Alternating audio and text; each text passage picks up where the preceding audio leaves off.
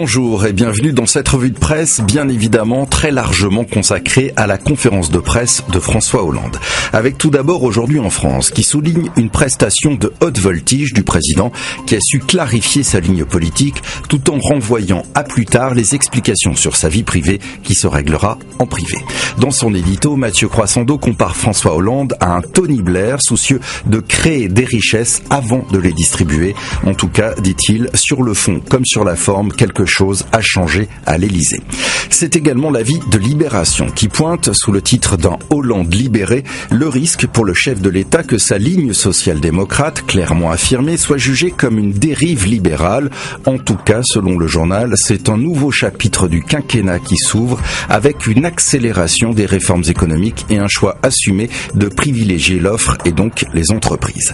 C'est un tournant dans les mots pour le Figaro qui s'interroge sur les contreparties demandées aux entreprises contre la baisse des charges ainsi que sur la manière de faire des économies sur les dépenses publiques. Tout cela, estime Paul-Henri Delimbert, est un tour de passe-passe et François Hollande, dit-il, peut continuer à deviser brillamment sur la réduction de la dépense sans jamais oser prendre son rabot. L'humanité non plus n'est pas vraiment convaincue. François Hollande s'est montré tel un commis du patronat, selon le quotidien communiste qui reproche 30 milliards de nouveaux cadeaux aux entreprises et s'inquiète de la fin annoncée de leur cotisation familiale.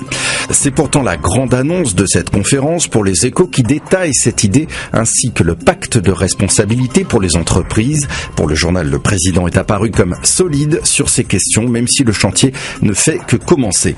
Autre chantier annoncé, celui des régions qui pourraient être moins nombreuses pour gagner en importance et en dynamisme, ainsi que les départements qui pourraient disparaître quand ils sont liés à de grandes métropoles. Pour illustrer cette idée, voyez cette carte basée sur les chiffres de l'INSEE dans Le Monde qui montre que les grandes villes sont devenues le moteur de la croissance démographique en France.